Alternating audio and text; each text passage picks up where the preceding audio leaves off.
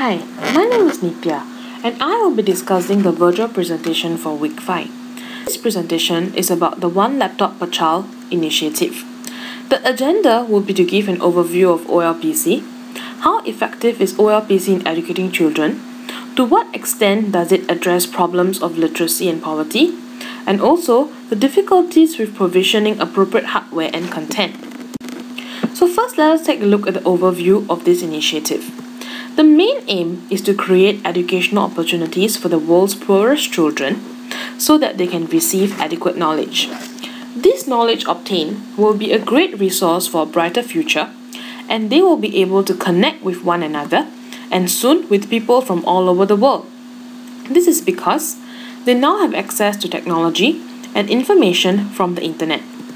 The internet especially would now empower them to learn, share their knowledge, create new ideas, and collaborate the ideas with the community. Hence, the OLPC is not a laptop project, but rather it is an educational project. The next point is to discuss how effective is OLPC in educating children. Firstly, the portable internet allows great access to a wide range of information. Universal internet would be lacking in these poor nations. Therefore, this portable internet is a 2 GB USB drive with educational pre-selected pages that allow children to access information. The laptop is a tool that helps teachers to teach and illustrate certain concepts. And this visualization of concepts help children to better understand what they are learning.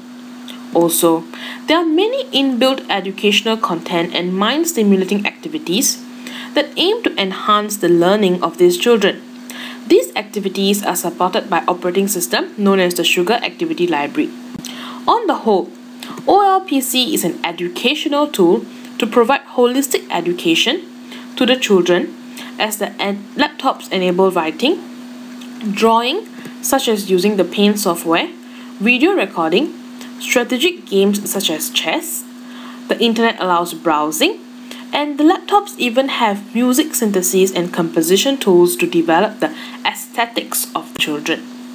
However, one must note that there may be disadvantages in this initiative in educating the children. Firstly, the children could be easily distracted by the many factors in their laptops, and they fail to focus on the purpose of learning. Secondly, many of the teachers and children lack the expertise and understanding on how to use and optimize the laptops for learning purposes. It is also a shift in focus to self-learning, but it should be noted that some concepts need a teacher to manually explain and guide the children in the learning. The content in the laptop might be limited in educating the children on all the essential matters relevant to their education. Lastly, in the long run, there is a possibility that the children will have lower school grades, but rather higher computer literacy. Hence, the ultimate purpose of OLPC, to impart knowledge and education, might not be attained. Now, let us see if the OLPC has aided in improving literacy in the poor children. So first of all, it has improved literacy because the children are now able to seek information online, and this improves their ability to read. And the interactive touchscreen interfaces of the laptops enable them to learn how to write. However, there might not be improvement in literacy levels if the children have no motivation to learn or they do not use the laptops for learning purposes. Secondly, there won't be any improvement if there is no proper guidance from their teachers or parents. The next issue is to see whether OLPC has helped to alleviate poverty. Another aim of OLPC is actually to give better resources for education so that these children become educated adults in the near future and they'll be able to get more jobs in the country. This would then generate income for and economic opportunities, and more funds will be available to the country for development, and more benefits will be provided for the people. And on the whole, this would increase the economic growth of the country. But is this a solution to the world's problem to alleviate poverty in these underdeveloped poor nations? So, we need to consider whether OLPC has helped to alleviate poverty. Firstly, some of the underdeveloped countries are not welcoming of this initiative as they do not believe that it will benefit them. Secondly, it must be noted that the lack of education and literacy is just one of the main root causes of poverty. While the OLPC aims to empower children with knowledge, they are able to attain a level of education and literacy. The underlying problems are not solved by this initiative.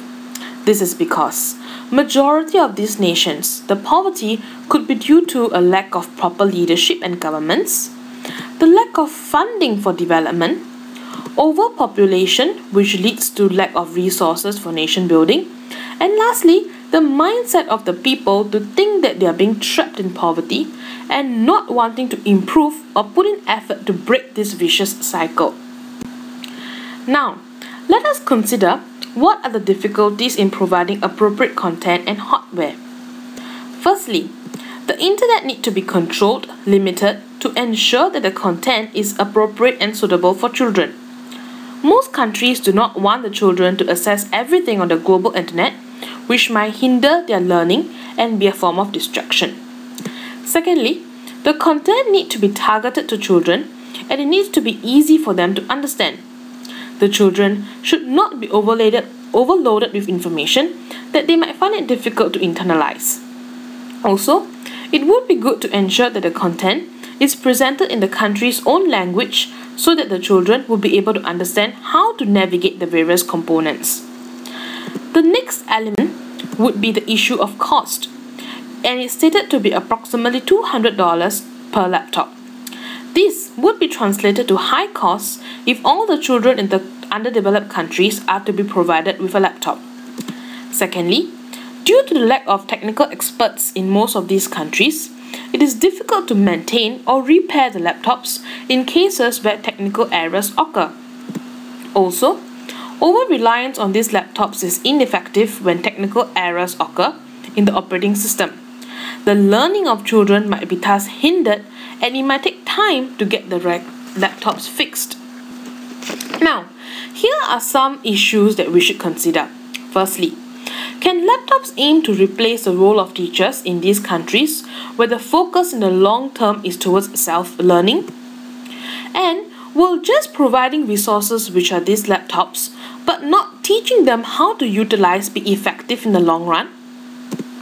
And children would definitely find these laptops interactive and fun, but would they use it seriously in the long run for education and learning purposes? With this, I have now come to the end of my presentation. Thank you.